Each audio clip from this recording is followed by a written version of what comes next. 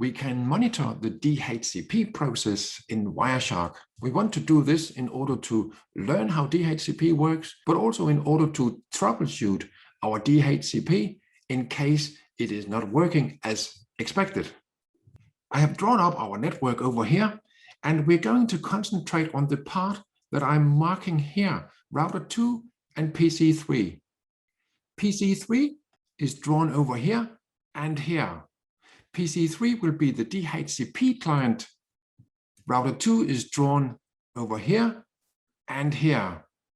Router 2 will be the DHCP server with the DHCP service running on it. As a client, PC3 will make requests over to the DHCP service and get replies back from the DHCP service. I have highlighted here that the client is on UDP port 68 and the server is on UDP port 67. We need this information in order to be able to efficiently monitor the DHCP process in Wireshark. Let us bring up workstation, PC3 here, and also here. Let us bring up Wireshark.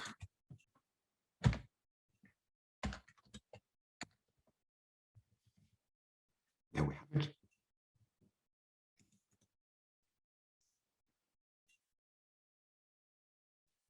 On PC3, we only want to see traffic to and from UDP port 68. So let us put that in as a capture filter.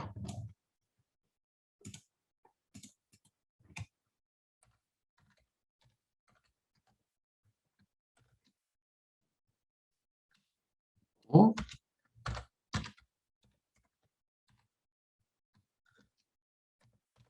like that.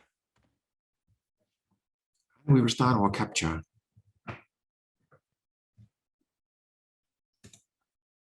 We can now try and see what happens when we click our connection profile. My DHCP.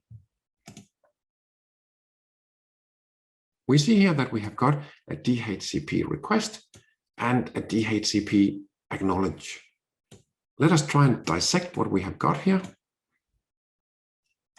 Select the acknowledge package. In here we see that your client IP address is 50 over on PC3.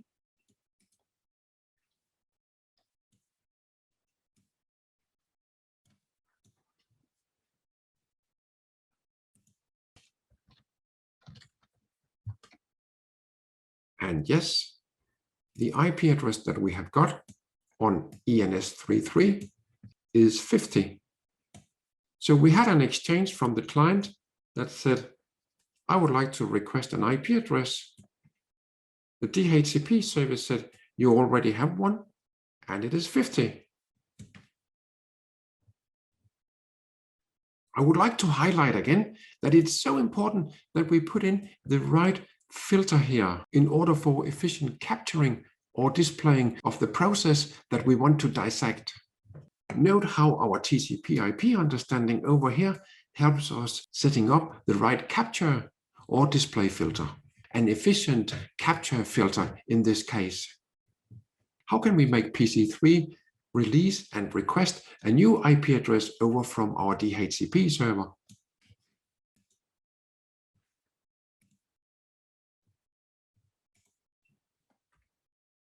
We will use a program called dhclient.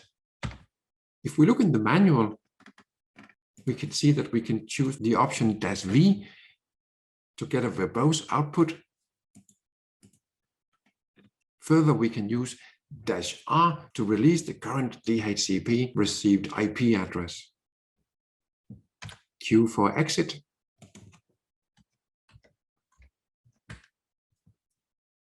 So, releasing the current IP.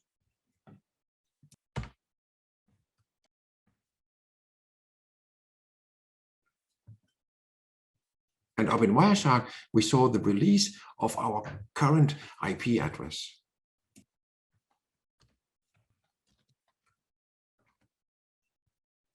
Right now, ENS33 doesn't have an IPv4 address.